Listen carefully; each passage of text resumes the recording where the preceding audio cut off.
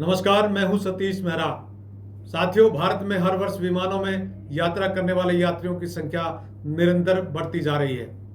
6 लाख से भी ज़्यादा व्यक्ति हर रोज विमानों में यात्रा करते हैं। इनमें दोनों प्रकार के यात्री यानी घरेलू यात्रा करने वाले और अंतर्राष्ट्रीय यात्रा करने वाले लोग शामिल हैं। वर्ष 2024 की बात की जाए तो भारत में कुल 376 मिलियन यात्रियों ने यात्रा की है, जिनमें 306 मिलियन घरेलू यात्री शामिल हैं। इस समय भारत में 850 से भी अधिक वाणिज्यिक विमान हैं।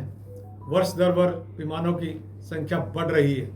2023 में यात्री विमान 771 थे, 2024 में 803 और इस साल 850 से भी अधिक वाणिज्यिक विमान हैं।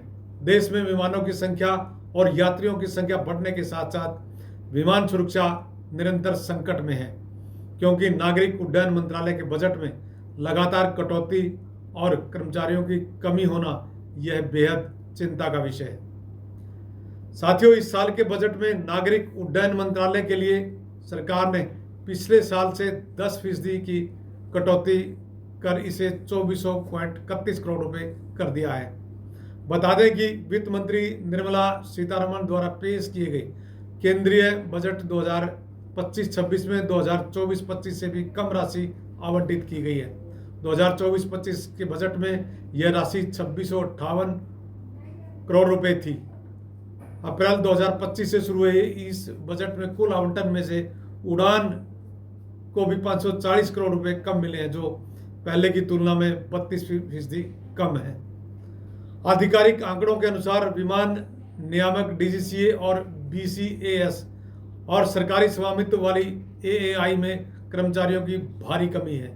कुल स्वीकृत पदों में से 37 से 48% पद खाली हैं। नागरिक उड्डयन महानिदेशालय डीजीसीए में लगभग 48% पद खाली हैं। भारतीय विमानपत्तन प्राधिकरण भी 9500 से अधिक रिक्त पदों या अपने कर्मचारियों के 36% कम के साथ काम कर रहा है। हवाई यातायात प्रबंधन में विशेष विकट स्थिति है। सुरक्षा की दृष्टि से भारत को 5537 हवाई यात्रा नियंत्रकों की आवश्यकता है, लेकिन 30% की कमी के साथ केवल 3924 ही कार्यरत हैं। इस प्रकार से भारत का तेजी से बढ़ता विमान क्षेत्र एक खतरनाक सुरक्षा संकट का सामना कर रहा है, जो बड़े पैमाने पर बजट में कटौती, कर्मचारियों की कमी और नियामक उपेक्षा के कारण उत्पन्न हुआ है। अपर्याप्त वित्त प्रबंधन ने नागरिक उड्डयन महानिदेशालय को भी गंभीर रूप से बाधित किया है, जो अब सभी विमानों की गहन सुरक्षा करने के लिए संघर्ष कर रहा है।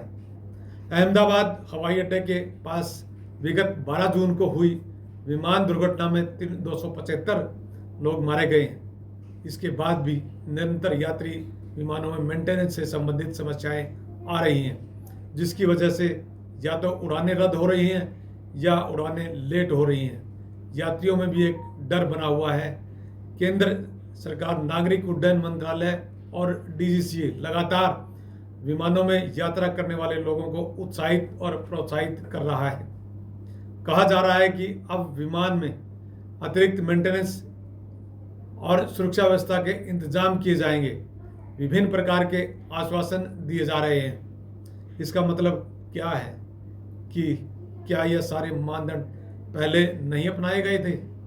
इन सारे मानदंडों पर खरा उतरने के लिए विमानों की विशेष सुरक्षा व्यवस्था करनी होगी। इसके साथ साथ बजट और कर्मचारियों की संख्या भी बढ़ानी होगी, तभी विमान सेवाएं सुरक्षा के मानदंडों पर खरा उतर पाएंगी और यात्रा करने वाले लोगों को भी और अधिक विश्वास होगा। क्या सरकार इस साल के नागरिक उड्डयन मंत्रालय के बजट में अतिरिक्त बजट की व्यवस्था कर पाएगी? नमस्कार, आप देखते रहें अर्थ प्रकाश टीवी।